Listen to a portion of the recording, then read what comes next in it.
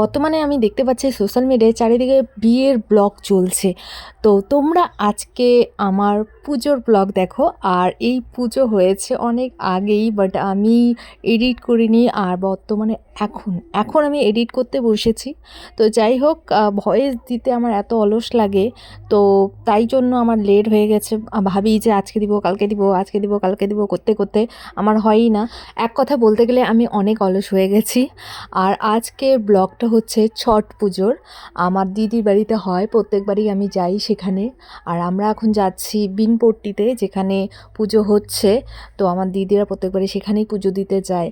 আমি আর আমার ভাগ্নেই বেরিয়ে পড়েছি। দেখতে পাচ্ছ আমরা পৌঁছেও গেলাম আমাদের লোকেশনে। আর দিদিরা অনেক আগে পৌঁছে গেছে, কারণ দিদিদের পুজো দিতে হবে, তাই ভাগনা আর দিদিরা সবাই পৌঁছে গেছে, বাড়ির গার্জিয়ানরা সবাই পৌঁছে গেছে। কিন্তু আমরা দুজন রেডি হতে আমাদের টাইম লেগেছিল। আর বাড়ি থেকে বেরোনোর আগে পুজোর অনেক কাজকর্ম থাকে, তোমরা জানো। সব কিছু রেডি করে দিয়ে তারপরে আমরা সেজেগুজে এই যে আমাদের লোকেশনে এখন আমরা পৌঁছালাম, দেখতে পাচ্ছ। করে আবার আসবো। এখানে গন্ডি কেটে যাচ্ছে, দেখতে পাচ্ছ।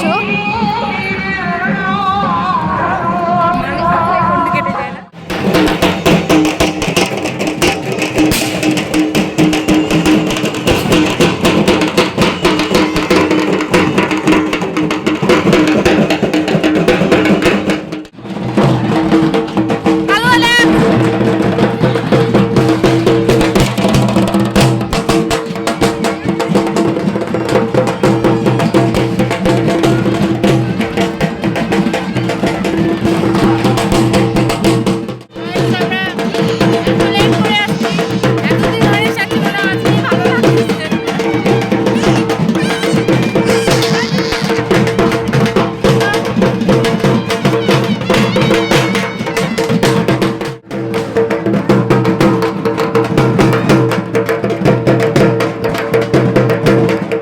সন্ধ্যার আগে দিদি দেখতে পাচ্ছ জলে নেমে পড়েছে পুজো দেওয়ার জন্য।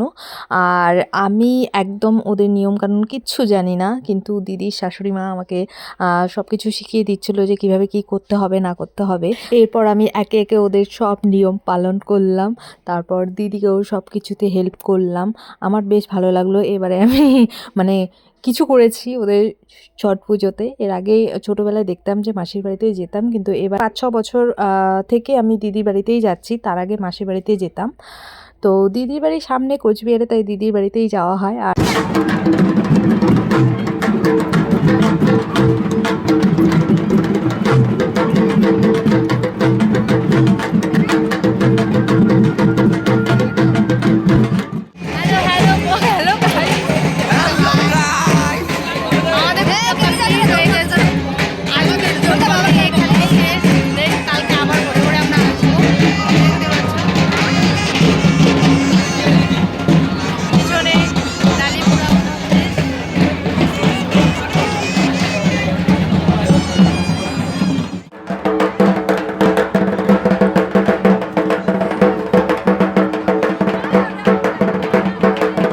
আজকের মতো এখানেই পুজো শেষ। সন্ধ্যার আগেই পুজো শেষ হয়ে যায়। দেখতে পাচ্ছ সব ঘাট প্রায় খালি হয়ে গেছে। আর আমরা একটু ভিডিও রিলসের জন্য আমাদের একটু লেট হয়ে গেল, তবুও সবাই চলে গেছে। দিদিরা তো চলেই গেছে, ওরা সবার আগে আসবে, সবার আগেই চলে যাবে আমাদেরকে ছেড়ে। ওরা আমাদের ফটো পর্যন্ত তুলতে দেয় না। যতটুকু ওরা পুজো দেবে ততটুকু টাইমে ফটো তুলো, কী করো। আর কিন্তু পরে আর তোমরা কিচ্ছু করতে পারবে না, এত তাড়া দিবে। যাই হোক, আমরাও বেরিয়ে পড়লাম। আর বাড়ি এসে রাত্রিবেলা ধামাকার নাচ শুরু হয়ে গেছে, দেখতে পাচ্ছ আমার সব ভাগ্না ভাগ্নির।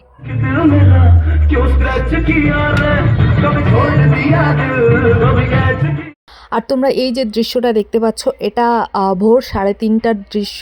ভাগ্নারা দেখতে পাচ্ছ ঘাটে যাচ্ছে নেচে নেচে, পুরো ঢাক বাজিয়ে।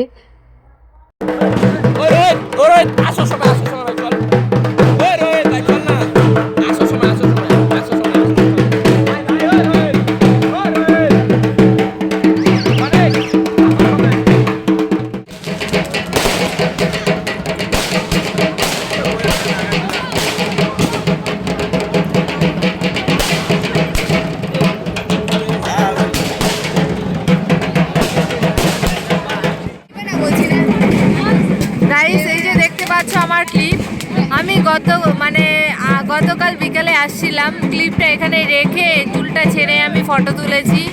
ঠিক ঠিক আছে, তো আজ আমি আবার ভোরের 4টার সময় চলে আসছি। এই যে ক্লিপ এই গাছে রেখে গেছি, গাছেই আছে। এরকম দুর্গাপূজায় অনেকগুলো ক্লিপ হারায় ফেলছি।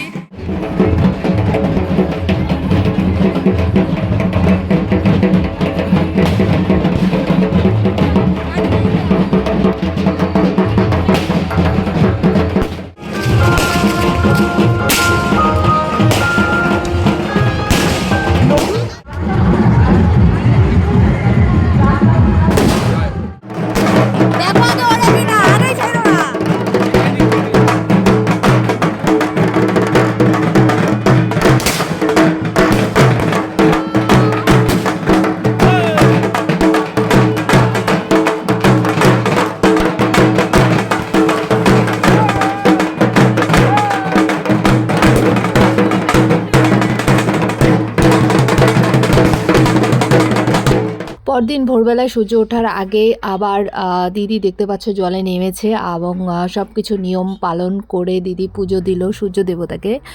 জানি না, আমি না বেশি কিছু জানি না, যাই হোক। তো যারা মানে এই কাস্টের লোক আর কি, বিহারি, তো তারা ভালো জানবে, আমি তেমন কিছু জানি না। ওটা এখানেই শেষ করছি। ভিডিওটা ভালো লাগলে অবশ্যই লাইক কমেন্ট শেয়ার করে দিও আর পেজটা ফলো করে দিও। Thank you so much.